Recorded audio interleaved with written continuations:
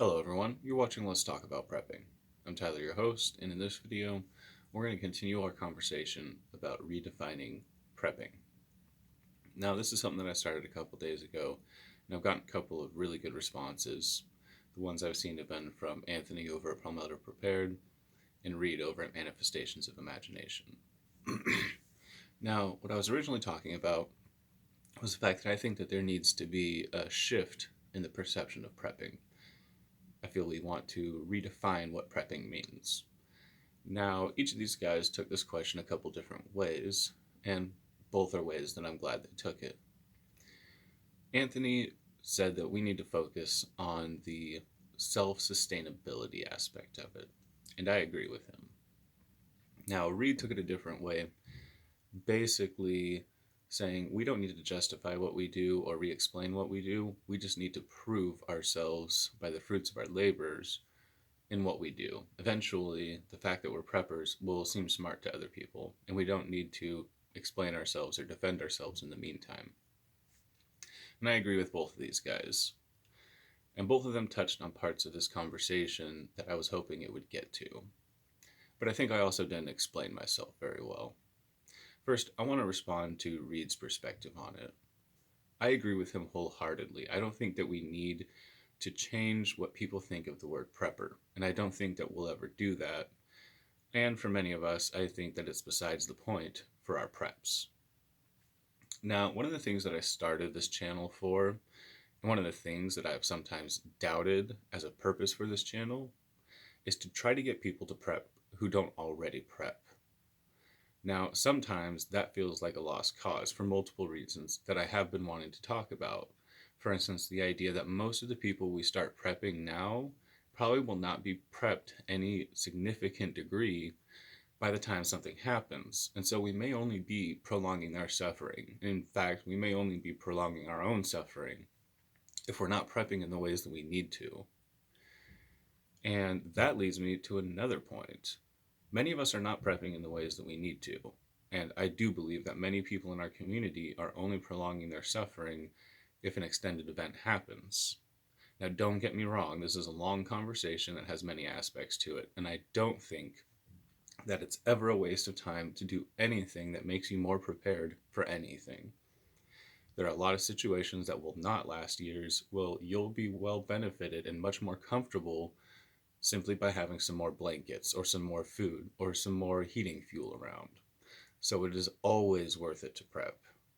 But whenever we're talking about these long-term situations where there's going to be an economic or societal collapse for 10 years or more, that is a very serious level of prepping. And because most of us involve ourselves in thinking in that kind of way, we do have to ask ourselves, who are we bringing along for that journey? And will they really be someone we want to bring along for that journey? The sad truth is that most people in the modern world are not cut out for that journey. And the more people that we try to drag along, the more we may drag ourselves down in trying to survive in a world where many of us never would have lived past the first few years of life in the first place. So I agree with Reed. I'm not necessarily worried what people think about me as a prepper, and I'm not necessarily worried about getting them prepping. I have too much to do to prepare for myself. But at the same time, particularly with this channel, I do still think that it's worth trying to get other people to prep for the variety of situations that we may find ourselves in, which are not the total societal collapse, and just for the altruistic reasons of it. For those reasons, I do think that even if we are not talking about prepping, I think that there are ways that we can approach them and win their hearts and minds to get them doing something.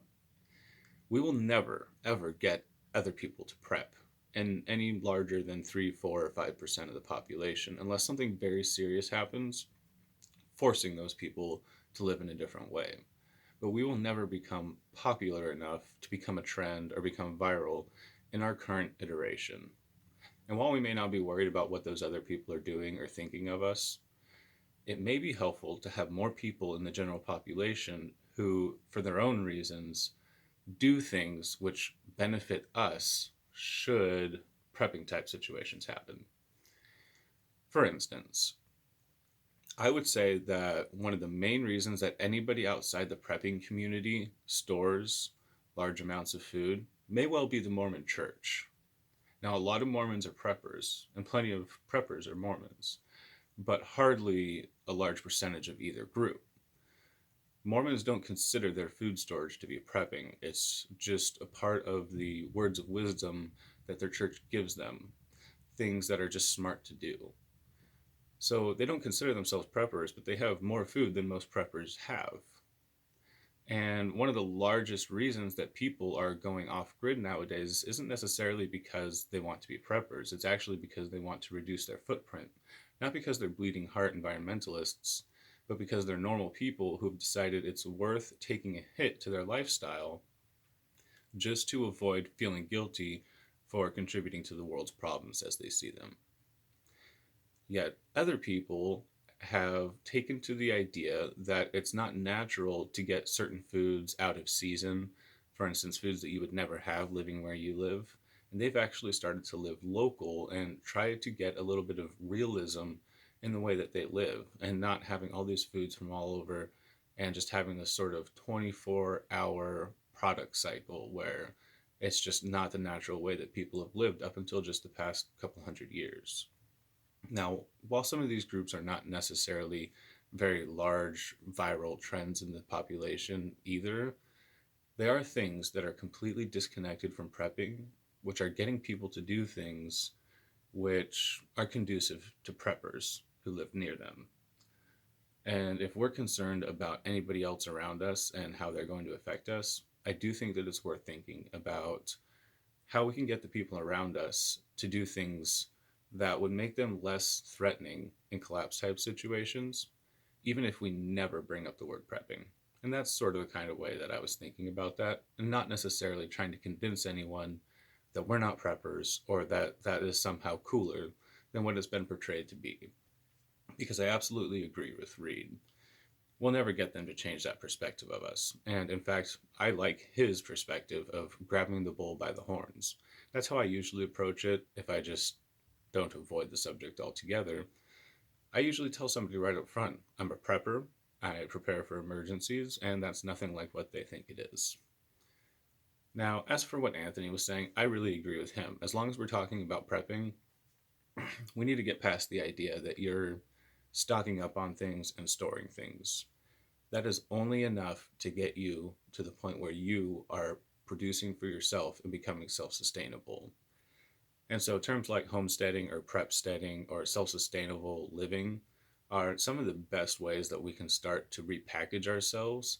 If you don't want to look like a guy who's sitting in a bunker with a gun and a bunch of spam, find a way that you're something besides that. Because let's face it, if we're just storing food, we're just going to starve when that food runs out or become something uglier than what we are. And that's something that I think we should be talking about too. Anyways, love to hear your guys' thoughts. Thank you, you guys, for responding. Hope you're all doing well. Everybody, stay safe out there.